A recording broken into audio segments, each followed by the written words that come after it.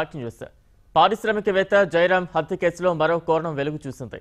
గత 2 రోజులుగా సస్పెన్స్ ను క్రియేట్ చేసిన ఈ కేసులో చిక్కుముడి వీడింది.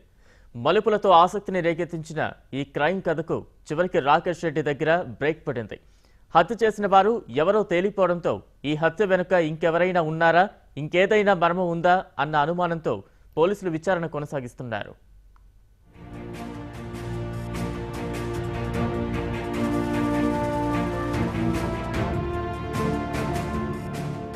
పారిశ్రామికవేత్త జయరాం హత్య కేసులో నిందితుడు రాకేష్ రెడ్డి పోలీసుల విచారణలో నమ్మలేని నిజాలు వెల్లడించినట్లు తెలుస్తోంది.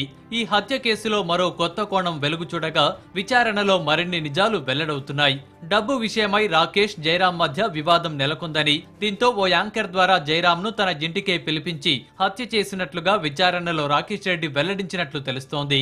కాగా సికా చౌదరితో గతంలో తాను డేటింగ్ చేసిన విషయాన్ని రాకేష్ విచారణలో అంగీకరించినట్లు తెలుస్తోంది.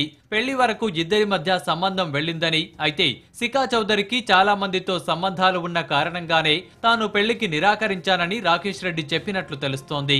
రాకేష్ రెడ్డిని రహస్య ప్రదేశంలో విచారిస్తున్న పోలీసులు హత్యలో సికా పాత్ర గురించి రాకేష్ ను పోలీసులు ఆరా తీస్తున్నారు.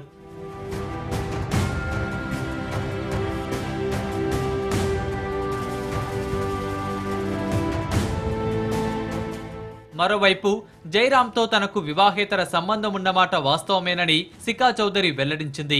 రాకేష్ రెడ్డితో తనకు ఓ విల్లా విషయంలో గొడవ ఉందని ఆమె తెలిపింది.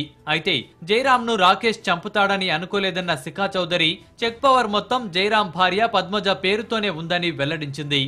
ఇదిలా ఉండగా హైదరాబాద్లో హత్య చేసి మృతదేహాన్ని కృష్ణా జిల్లాలో పడేయడం గురించి పోలీసులు ఆరా తీస్తున్నారు. జయరాంకు ఫోన్ చేసిన యాంకర్ను కూడా అదుపులోకి తీసుకుని పోలీసులు విచారిస్తున్నారు. Regional desk, Bharat today.